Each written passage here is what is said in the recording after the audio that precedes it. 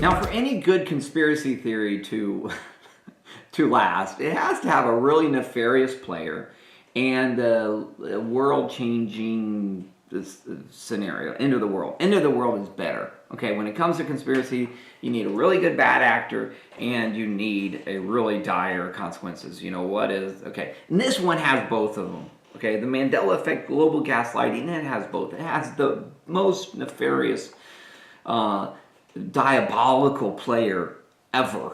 Okay, we'll come back to him in part 3, or it. And then it also has not just the end of the world, but maybe the end of the universe consequences. So this has high stakes, okay? At least my take on this, okay? Which I am probably wrong, but you know, hey, let's investigate it before you dismiss it. Okay, so before we get into part 3, where I'll get into that nefarious player and the consequences that are at stake, let's go back and talk about time travel. Because what my argument is there's time manipulation going on. Not so much straight up time travel, but time manipulation. So I'm going to get to that. But first, before I get to that, let's talk about the basics of time travel. Now, to really do this justice, you have to watch thousands of hours of movies, which I have done research. Okay, and so I've done that, and some of these movies you may have seen. Okay, but first let's talk about time. As we understand it, there are 3 dimensions: X, Y, Z. Okay, simple geometry. All right, and then the fourth one is going to be time. So X, Y, and Z. So we live in a space-time continuum. So you have the 3 dimensions of space, X, Y, and Z, and then you have time. So the X, Y, and Z are traveling through time. Okay, a great movie to get into understanding of dimensions. Book. I didn't read it. Don't worry. I saw the movie though. Okay, there's a great movie called Flatlands. Came out a couple years ago. About 30 minutes. I've shown that to my class. Really good movie. This is the book. It was written by an algebra teacher about 100 years ago, Mr. Abbott. And so Flatlands is a really good primer on this. All right. But once you understand what we are dealing with, I'm going to argue. Now, the thing is, scientists and mathematicians, when they get together and they argue, which, you know, I would love to be a fly in the wall for about 5 minutes and then I'd probably fall asleep. But when mathematicians get and argue, they argue about dimensions. They don't argue whether there's 3 or 4. They argue whether there's 10 or 11. Well, just for the sake of being difficult, I'm going to argue that there's 12. Okay? And so my argument is that there are 3 three-dimensional continuums. Okay, and I'll do a video another day about the sun world theory, is what I call this. I presented this to my 6th graders a number of years ago, and they kind of jive with it, but it was interesting. So I'm going to present that later. But for now, here's what my idea. We have the natural world that we live in. That's the in the sun. Okay, so we have the natural world. Then we have the second heaven. The Bible calls it the second heaven, and the Bible calls another one the third heaven. So the second heaven is another 3-dimensional continuum, which is where the battles take place in the spiritual world. All right, and so you have the second heaven, and then the third heaven is where God lives. So we have 3 three-dimensional continuums. Now, almost like a multiverse, they're membranes, so they intersect with each other, and we'll get another time. We'll talk about portals and all this stuff. But there's some back and forth between these continuums. All right, and then the third one, of course, God, and then time is 3-dimensional as well. Now, time, most people don't think about time as 3-dimensional, but time travel itself, you can go forward and backward, right? So now we go forward in time. It's kind of a linear, kind of a controlled path on that one. But again, time manipulation would go back in time. But then time travel, if it were possible, then you'd have alternate possibilities. So if you did this, it would go this direction. You know, history went this direction, but if you go back and make a change, it's going to go this direction. So that's your second dimension. Okay.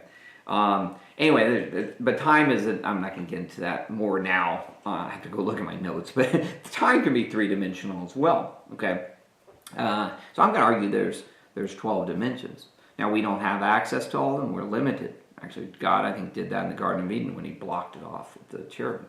And I think some authors that I like, Josh Peck, who I met a couple years ago, he kind of gets into that in his books, Cherubim Chariots and quantum creation, which I've not read, but I watch the videos. Yes, that's a recurring theme with me. Okay, so but I own them and they look good on my shelves. Anyway, okay, so dimensions. Now we know that time can be manipulated, just space-time continuum with Albert Einstein's theory of relativity, time dilation, the heavier something in, time goes slower, the more mass there is, and time goes faster, the less. So in the movie Interstellar with the black holes and event horizons, you could have time that goes very, very slowly. So I think that movie, they land on a planet. When they come off the planet, an hour later, spend 3 years or something like that.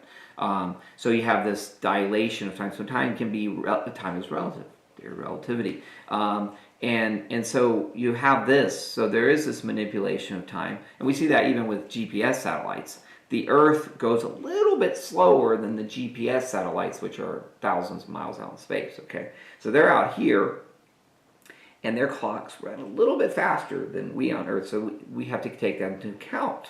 And I would hate to have that job, but somebody who loves math will love that job. Those guys arguing and women arguing over math. You go for it. Have fun.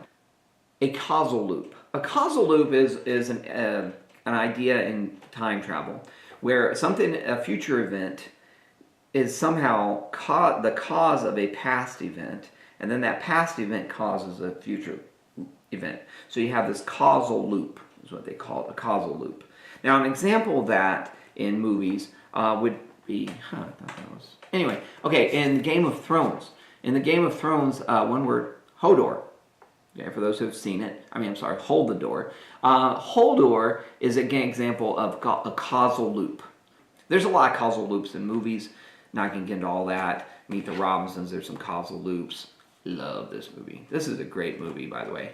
Kids, this is a good time travel movie for kids, and makes adults cry. It's so sweet. Okay, so you have causal loops. There's also, in time travel, there's called the Groundhog Day kind of idea.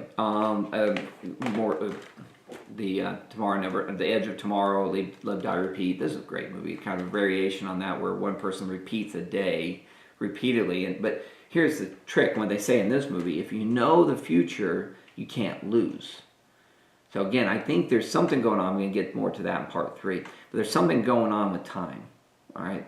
Something's there. Time is the key. So there's manipulation going on there. But in this person, Tom Cruise's character, he repeats a day, kind of like Groundhog's Day theme. This you see also in a recent Marvel movie with Doctor Strange. Now he doesn't repeat a whole day, but he repeats this battle sequence with the god at the end of that movie. And that's interesting. He can't defeat the god, but by manipulating time and by repeating the event, he tires out the god.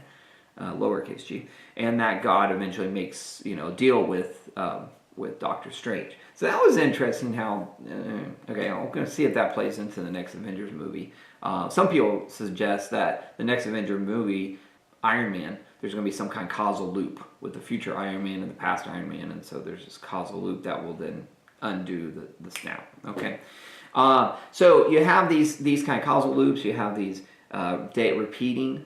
So here's an idea I'm going to develop more, is if something in the future if we can manipulate the past, or a nefarious person or a nefarious entity could manipulate the past and undo some things and change some things, then they could win it. All right. Oh, one other thing. Mandela Effect. A lot of people just kind of dismiss the Mandela Effect because they're, that's just crazy. Well, I think a really good illustration of Mandela Effect is Back to the Future.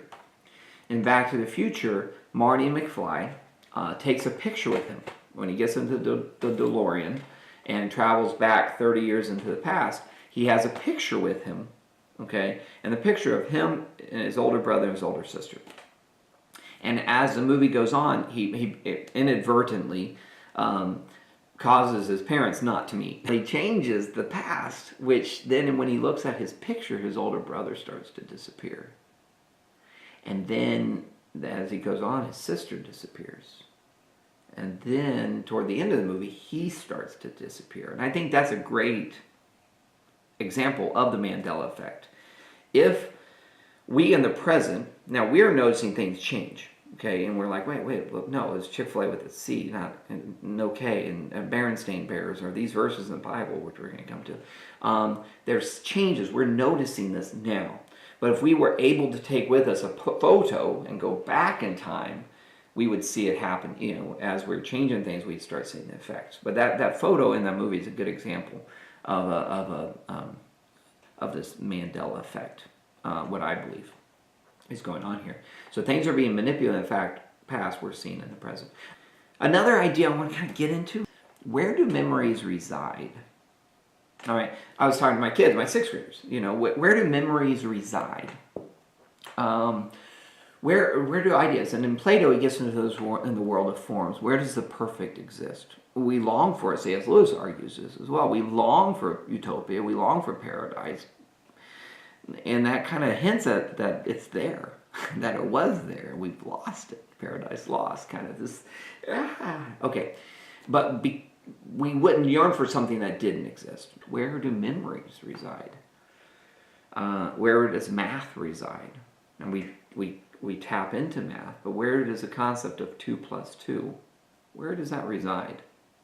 Can we touch it? You know, if you took a DVD player, interesting idea. A DVD player, a DVD, okay, I could weigh this, weigh this, and then a blank DVD, then I can inscribe a whole movie onto it, and then weigh it again. Weighs the same. But now, there's information, there is a whole movie where there once was nothing. Now, true, the dots and dashes and the impressions on the DVD have changed, so the physical surface of this has changed. But there is a communication there, there's an idea there, that pattern now has meaning beyond just the changing of dots and dashes, zeros and ones. Okay? But where do ideas reside? Where do memories reside? There is this idea, and I actually saw this, I think it was at MIT, but it may have been another one of these technology places, universities, where they were actually creating, using Einstein's space-time continuum, they're creating a miniature black hole. Okay, and in a lab, or they're trying to, and so their idea was that basically they're trying to create a portal for ideas from the future. Okay, so they couldn't go backwards in time, but if they created this and they maintained this, then somebody in the future could drop an idea, maybe through Morse code, maybe lights, you know, some kind of message. They could drop a message down into that portal and would go back in time to as early as when the portal was created. So, not to get into too deep on this, but something that's very concerning to me is CERN. So, if that were in MIT, a small project at MIT, what's going on with CERN? And here's just some questions. My daughter Anna and I might revisit this and go into more depth. But I was watching this video the other day, and as an educator, I can explain any concept. I've talked about quantum physics with my sixth graders and dimensions and alien, lots of really cool, weird stuff. And sixth graders are like getting it because I explain it in a way that, you know, they can understand. This movie was purposely being obtuse. They were trying to talk in a way that people wouldn't understand them. And I was like, why? So when you talk about CERN and when you watch videos on CERN, listen to what they say. Maybe watch this video. And they're trying not to be understood. Okay? And that always piques my curiosity when people are trying not to be, it's like lawyer doublespeak kind of thing. They're trying to, you know, they talk about, well, we're doing this just for the sake of science. We're trying to learn about what happened at the early stages of the Big Bang. You know, they got the Higgs boson or the God particle and all this kind of stuff. They're trying to go back. But there's no practical, and they'll actually say this, there's no practical application, but we just want to learn for the sake of learning. It sounds good, but this is a really expensive project that multiple nations are joining in Europe. You got scientists pouring their lives, and thousands of scientists and technicians and all these people, just for the sake of love of learning. No, there's something else going on here.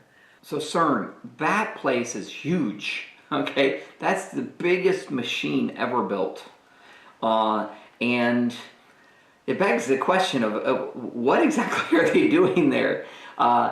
but let's say, what if one of the things they're doing with this is they're creating an even more powerful than that thing in the MIT lab. They're creating a massive time manipulation device so they can send messages back. Not send Marty McFly in a DeLorean, okay? But they're manipulating the past. They're sending messages back, and those messages, what we're noticing with the Mandela effect are these ripple effect, or butterfly effects. So something is changing, maybe incidentally, maybe accidentally, but something is changing that's causing this ripple effect.